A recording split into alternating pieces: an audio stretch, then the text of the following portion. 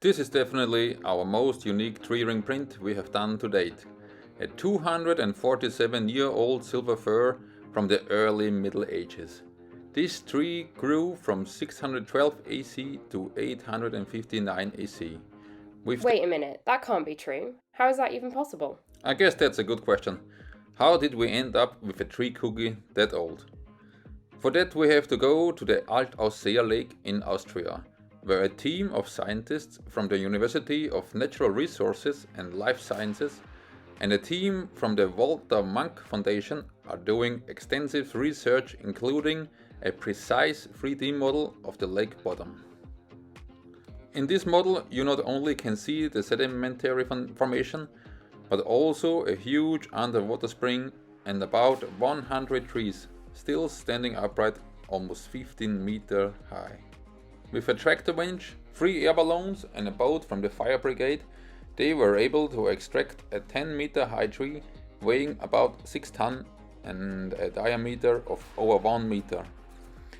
They then cut our slice, of the tree and brought it to the University of Natural Resources and Life Sciences in Tulln, where they examined the piece with a combination of the dendrochronology, which is a technique to date the tree's growth rings, and the C14 method, which is a radiocarbon dating method. With those two techniques, they could determine the exact years the tree was growing. The silver fir has 247 growth rings and died in the year 859 AC.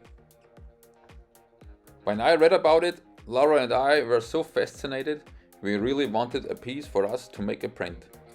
So after some research, I contacted Assistant Professor Dr. Erwin Heine from the University of Natural Resources and Life Sciences, if it's possible to get our hands on that tree. And after 2-3 weeks, Mr. Erwin Heine really held me back and said I can come and pick up that cookie. So we arranged a day and I was off to get the most unique slice of tree you can possibly imagine. After that, it was best business as usual, just a bit bigger and quite a bit more nerve-wracking.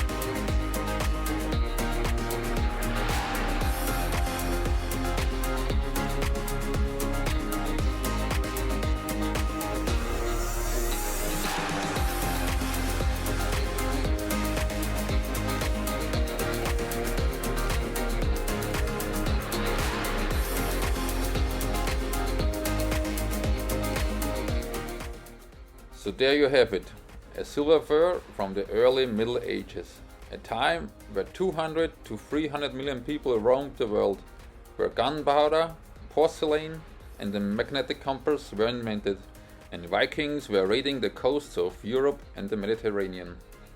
This tree lived in a time so far away from ours it's hard to believe.